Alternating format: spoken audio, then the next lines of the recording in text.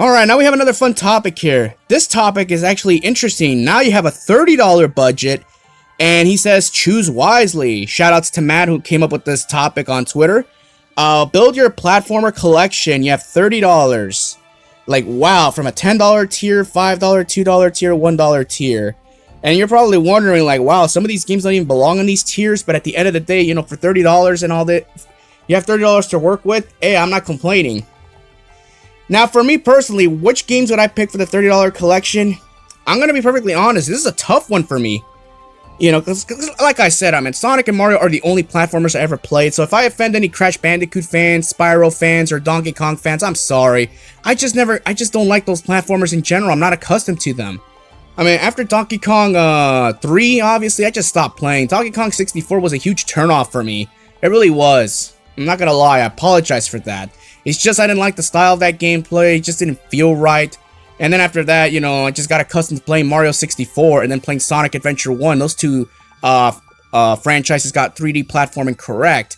But maybe Donkey Kong is not my cup of tea. I'm sorry, that's the best way I could describe it. It may, you know, you may like the game, I personally don't. That's the best way I could describe it. Although the music is pretty dope though, especially the DK rap. Okay, let's get back to business. Which games would I pick right off the bat? First choice obviously would be Super Mario Galaxy 2. Now I don't like the fact that he put both Galaxy 1 and 2 on the $10 tier list. Like, wow, right off the bat, like those are. You're probably wondering, okay, so you're going with Galaxy 2. Why? I love Super Mario Galaxy 1 to death. Don't get me wrong, great music, great story. But the level designs just kind of some of the levels were reused. Obviously, Gold Leaf Galaxy, Honey Hive, or just, you know, like whatever. You know, you did what you can. But Mario Galaxy 2, the adventure experience is so much better. Some of the levels are in 2D and 3D at the same time. You have visible checkpoints. The power-ups are way better. The music is fantastic, obviously. The whole soundtrack in general, you're gonna get your bang for your buck if you pick Galaxy 2. Trust me on this. To this day, Mario Galaxy 1 and 2, their soundtracks are untouched. No other Mario game in the franchise could even come close to touching those tracks. And don't at me at that either. They're legendary at that. They're like god tier when it comes to music. Now, obviously, you know, Galaxy 1 and 2 obviously does add more of a challenge in the first game, especially the boss fights. I'm going to be perfectly honest, the boss fights could be kind of challenging here and there. The only one that really gave me more of a difficult time was the Gobblegut rematch and Battle Belt Galaxy. Where you get the secret star. That fucking form of Gobblegut was more challenging than Bowser himself. I'm not gonna lie. But that's the kind of challenge I like. It gives you an adrenaline boost. You know, especially if you want to 100% the game. Oh, that's right, because you got to collect 242 stars to 100%. You need 240 to unlock Grandmaster Galaxy, which is basically one of the most nerve-wracking final levels in a Mario game's history. Not even Dark Side of the Moon is this difficult with Mario Odyssey, because at least in that game you can take multiple hits. Here, on the other hand, no, you got to do the final star and Grandmaster Galaxy without taking one fucking hit.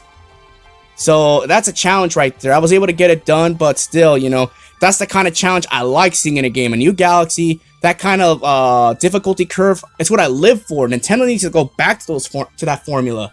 But that's all I had to say about Mario Galaxy 2. Love the game to death. I would love to Let's Play it one of these days. I already finished Galaxy 1 just last year, so we'll see how that goes. Okay, now the second game on the list, I'm going to pick Sonic Colors, the Wii version. And you're probably wondering, are you crazy for $5? Why would you pick Colors? Sonic Colors, I have a fun story about this. I want to share this in a separate video, but Sonic Colors is the reason I even got back into gaming in the first place. I have given up gaming for almost 8 years at one point because I just found it pointless. I'm telling you the God honest truth. The only games I would play are just AAA games and sports games. That's it. I have found no appeal to anything else. It's like I was trying to find myself. Like, what is the point? You know, I just found everything dreadful and boring. And then one day, while listening to the Sonic Colors official soundtrack, I fell in love with the music. And then I said to myself, you know what? I'm going to try and get this game. Screw it. I had money at the time.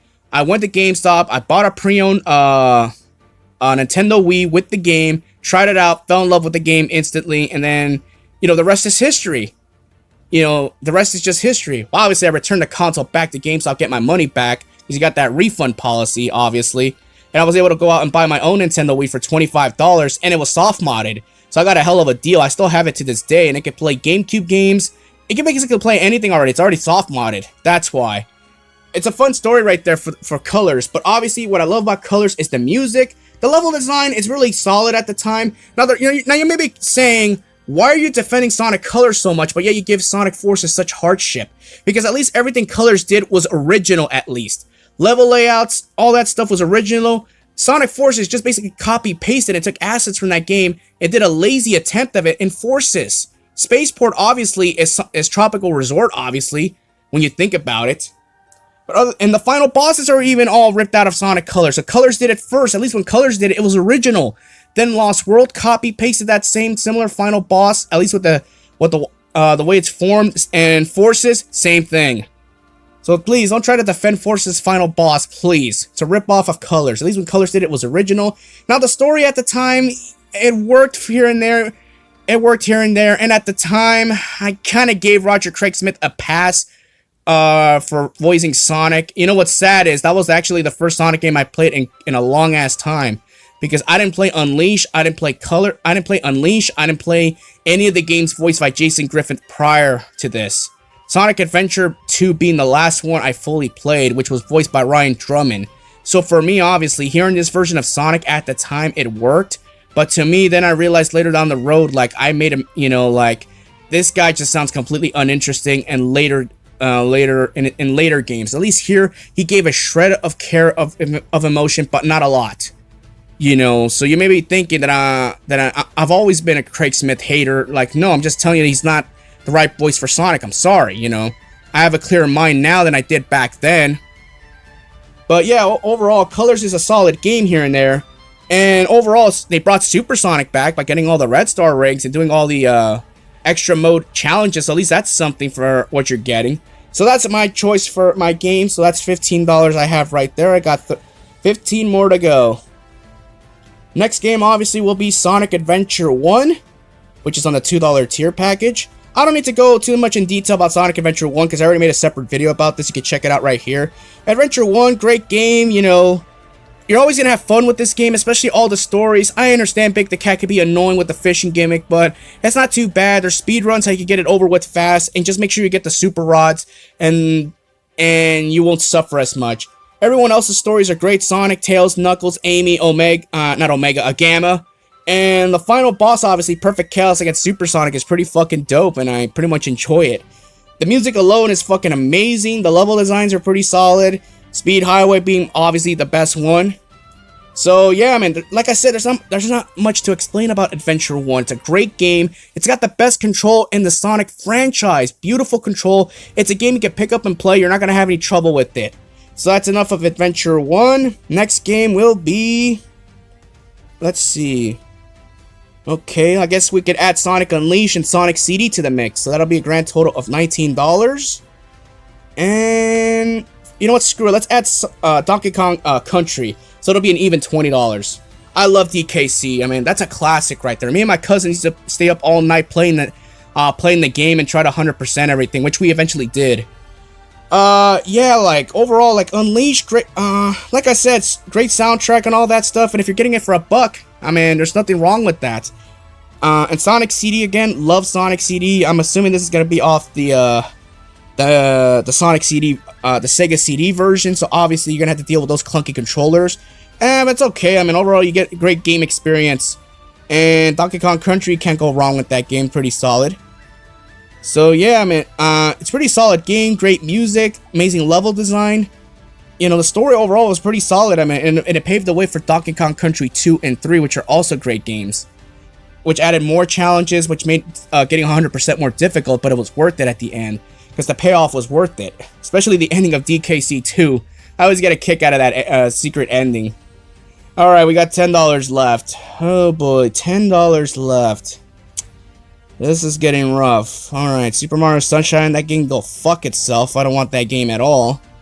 Crash Bandicoot, no thank you. Sorry Crash, I just don't like that style.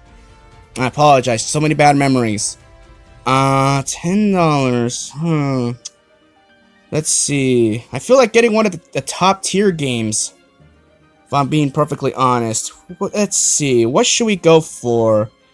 You're probably saying, why don't you go for Sonic Adventure 2? It's $2, Frank. Get it. I don't know. I have to like the entire game, by the way. Let's see. Yeah, screw it. We're gonna go with Sonic 3 and Knuckles. And here's why. It's a classic. I mean, who doesn't love Sonic 3 and Knuckles? It's a perfect 10 out of 10, damn it. When you combine both games into one, the soundtracks are amazing, the gameplay's fun, you know, the story's pretty solid, actually. In fact, the story's so solid, actually, most of that story's plot was actually in the Sonic 2 movie, if you get the reference. And you're not going to have a problem with playing Sonic 3 and Knuckles. Like, if you were to compare this game with Super Mario World, they're both neck and neck, you know. Only Mario World does have some flaws here and there. So that's why I picked Sonic 3 and Knuckles as my to spend my last $10. You may think I may be a little, you may think that my lineup's a little bit odd, but hey, that's my opinion. Like, if you have different ways you could spend your $30, and $30 only, people, no going over the limit, I won't allow it. Stay within the rules, please. Let me know what games you would have picked, and I'll see you all later. Peace out.